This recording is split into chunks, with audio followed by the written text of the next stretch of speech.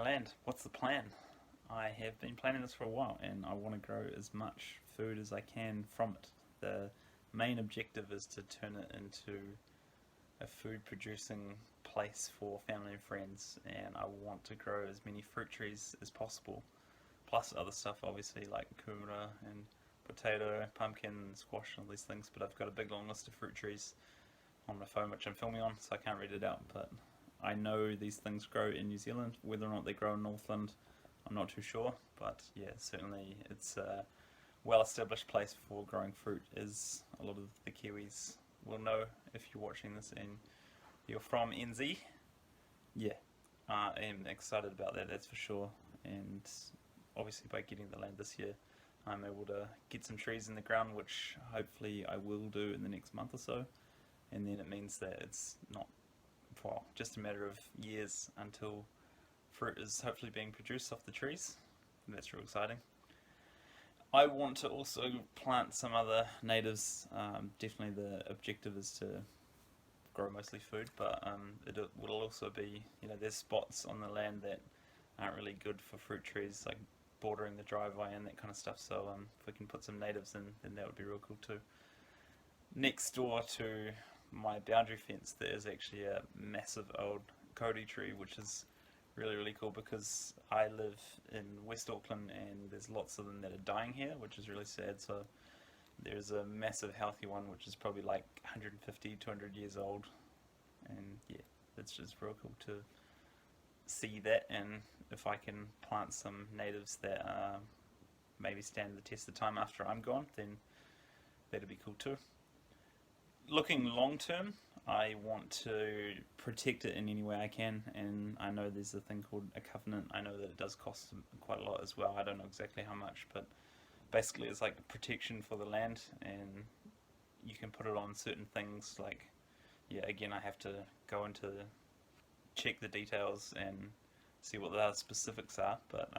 I intend to protect it in any way I can so that it can't be turned to something that I don't like. And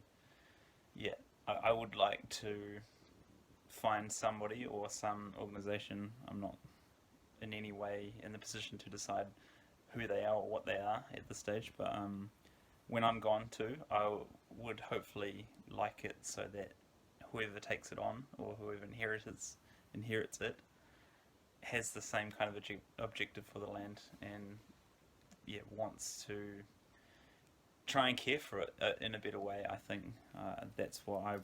want to do, and hopefully I can portray that in my actions.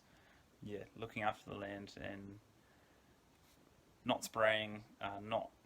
destroying the natural habitat, trying to look after it, regenerate it, and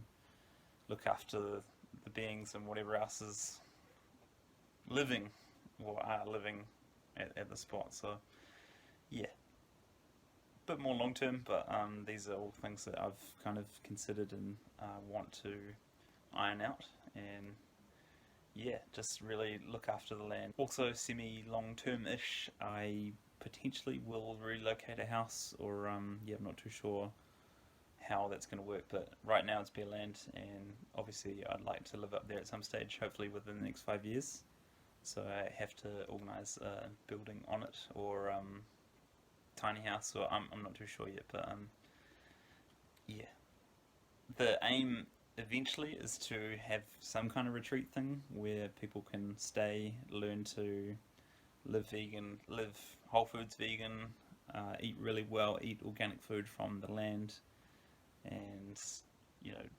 break away from city living, because city living ain't that great, and for many people they need to separate from that even for a short time to realise that certain things in their life are more important than money, work, and other things that, yeah, you probably get what I'm saying.